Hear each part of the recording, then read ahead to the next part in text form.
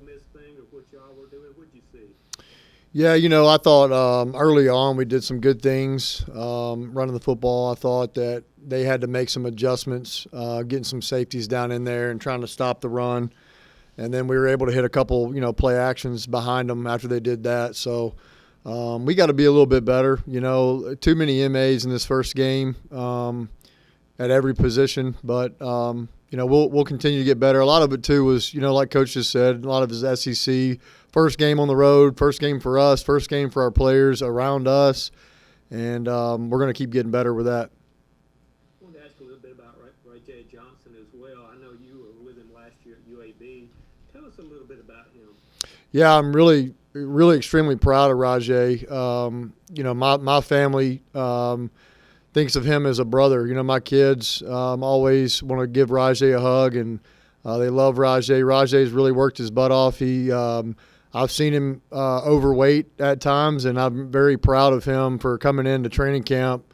We challenged him to, slim down, and he's done that. And he looks better than he ever has. But more than anything, I think I was really proud of how he, played in the game because he didn't get a lot of reps early on. He very easily could have, been a nuisance on the sideline or whatever, but just very proud of the way he handled himself and his character. When he finally got his shot, he went in and made the most of his opportunity. I told him after the game I was very proud of him for that because when his number was called, he was ready and made some big plays for us. And last question for me, you used Will at fullback one play there. Is that something? How was he the guy that y'all decided to try that with? Well, he's a big, strong guy, and honestly, to be honest with you, it was a really bad call on my part. I thought we were on the 2-yard line. I was trying to get him a touchdown there, and from where I was standing, we just I thought we were a little closer than we were, and but too, with as strong as he was, he kind of still pushed the pile, and I think if it had been a better call on my part, I think he would have been able to get in the end zone, but. I'll continue to grow in that package. Very excited to Coach Summerall is letting us use Choloh and give us a bigger body in there to make some holes. Coach Jamal Kennedy, WSFA 12 Sports in Montgomery. What do you like about the way the second half went for you guys? Obviously, it looked like you were able to get your running game going a little bit better there when it was really kind of tough for you guys to get going in the first. Well, I think a lot of it was a lot of halftime adjustments were made. We were able to find some things that we didn't quite get to early in the first half. My plan was to try to establish the run early. I knew hostile environment and trying to get the strength of our team going early. Probably went to the well too many times early on, and probably could have opened it up a little bit quicker. But I thought our guys made some good adjustments. We talked about a lot of things at halftime. We were able to put some throws together. The biggest thing is we just got to continue to learn how to finish. And a lot of the things that went wrong in that game was just self-inflicted wounds that we gotta clean up. I think a lot of that too. I can put the blame on myself. Going into a first game with a new defensive coordinator, a lot of new transfers, not really knowing what they were going to do. We probably put too much ammunition in our holster, and we got to limit those things a little bit better, clean some things up. Like Coach was saying, we got to play cleaner. Was disappointed in the pre-snap penalties because we talked about that was going to hurt us. And but again, like I said, I placed the blame on myself for probably carrying too many bullets, but not knowing what you're going to do. I didn't want to get out there with no bullets in the gun either. So we'll get better with that. We're learning. Our players are learning us. We're learning them, and I think we'll get better moving forward. So people, like a lot of people didn't know I was verbally committed to Georgia Southern at the beginning. And, I previously talked to Coach Craddock on my way out previously of leaving UAB. He told me he had something in store. But, with NCAA rules, you can't really say what that is. And so within me still making my decision, Coach Craddock, I seen after they played the bowl game because I opted out before our bowl game against BYU. And headline, it wasn't breaking news that it said Coach Joe Craddock has accepted the OC job at Troy University. And so Birmingham being 2 hours away, it wasn't a no-brainer because we had another coach go to Georgia Southern, in which he's the O-line coach. And then you got Coach Craddock, which is the OC, and which is who has more control, Coach Craddock. So, and I stayed with Coach Craddock probably like what he said about me being overweight. When he first came to UAB, I was in the tight end room. So the relationship with Coach Craddock, I already knew what I was getting, so it was a no-brainer. With him being the offensive coordinator, has learning the offense at Troy been pretty easy for you? Yes, sir. Like, it's a lot of similarities of like what we came from, and like his previous things and like his insights. The only change is that like when you get an NFL guy as the O-line coordinator and actually teaching the O-line his steps and run game, that was probably the biggest focal point of like me having to learn that part again. But as far as like everything else, it was easy. How about getting the touchdown Saturday? How'd that feel for you?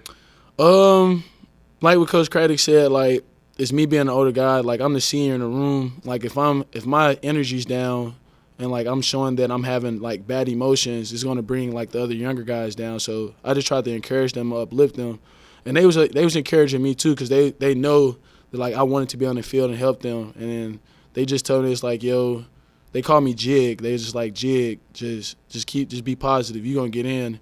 And then when it happened, I wasn't initially to read, but the ball came to me. But I just stayed ready. And I've been in big situations, so I was prepared for the moment. How did y'all feel like y'all played overall as an offense? I know not like what you wanted, but when you look back at it, what do you think? A lot of self-inflicted wounds. Like we watched film, we left a ton of points on the field. We could have easily came back and won the game. We could have easily went up at the beginning of the game. But like it's a new staff, new players trying to understand everybody, their role in the offense. So that's pretty much been what we've been going on. But the coaches reassured us at the end that like we held the SEC team to 28 points, and they really got 14 points if you want to be honest, because 2 of them touchdowns was self-inflicted on us on the defensive part. And I'm pretty sure Will can give y'all a better insight on that. But offense, we love at least 28 plus on the field. RaJae, Jamal Kennedy, Gutter State 12 Sports in Montgomery. When you see Coach Summerall get fired up like he did on the sideline there on the penalty, what's that do for the team? I mean, knowing that he's going to fight for you guys every single play. He told us from the jump, you know, as a player, like you want to have the interaction with the referee. You want to be able to talk to the referee and communicate. But when you got your head coach going out like that and just fully just putting it on the line, like that just shows what he's bringing to the team. And so if our coach can do that, like why not the players? And, you know, it's like we have our limits and coach has his limits. Like Coach Summerall, he's able to do that. You know what I mean? Like he's able to go at the ref like that. Like he's saying what we want to say to the referees, but we know as players that we can't say it, and like he's getting it out for us. And when he does that, they get us going. What kind of tone can that set for you guys going forward, not just from game one, but the fact that it happened in game one and you got so much of the season ahead of you? We knew toward like it started winding down towards the end of the game, like it's just the start. Like we know we have a special team, we have a special unit here, and like I'm prepared to see what this offense brings, and like including myself and all the other guys on this team, like we break it down on champs. Like Troy has won a lot of championships here, and like why not Troy this year? Because like we've been in the focal point and been in the back for the last couple of years, and like they done had a lot of different coaches here, in which I haven't been a part of that, but I want to be a part of like bringing that ring and that trophy back to Troy, because that's the goal. It's championship or nothing. Bowl game, we can worry about that later, but we're aiming for the championship first. I haven't carried the ball since high school. Past couple of years, they've threw me in on some offensive packages, but all blocking. I finally got to touch the rock. I wish I could have gotten in the end zone, but hopefully Coach Hayes and Coach Craddock and those guys trust me again to give me the ball again. Did you play fullback in high school? Yes, sir, fullback. I think my senior year I had like 4, 5, 6 touchdowns. So growing up, I used to run the ball, so this ain't nothing new to me. Well, how excited were you to know that they were going to use you in that kind of package this year? Oh, I was kind of waiting for them to pull the trigger all game because we worked on it. We put a lot of emphasis on it, and even just being out there one play, if I was blocking, if I was getting the ball, I was going to be super excited to be out there. Last question for me. First half, Ole Miss seemed to kind of push y'all around a little bit as far as their offensive line. And second half, y'all seemed to hold your own.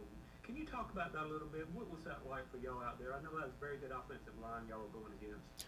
Honestly, I just felt like towards the later parts of the game, we just went more vanilla. We started doing more of our base stuff. I felt like me and the guys on the D-line played great, honestly, the whole game. Guys on defense flew around. We just made a little mistakes here and there that we're going to get cleaned up this week. Hey, Will, Jamal Kennedy, WSPA 12 Sports in Montgomery. When you were able to force those turnovers like you were in the second half of that game, what kind of confidence does that give you going forward, knowing that you guys pretty much played them pretty dead even in the second half? Oh, we're a confident bunch because I know the guys around me. I feel like we have the best players every time we step foot on the field, and we emphasize in getting to the quarterback, hitting hard and getting turnovers. And the fact that we're able to get, I think, 3, that just proves that the defense is rolling. But we could be better though. Now you get back home this week. The home opener here. What's it like going to be inside the vet? I mean, you played so many games inside there. Oh man, I'm excited about the vet. I'm excited for the fans can come to the game, open up the season great, especially against an in-state opponent, and we're just excited, especially coming off this loss. We're ready to bounce back.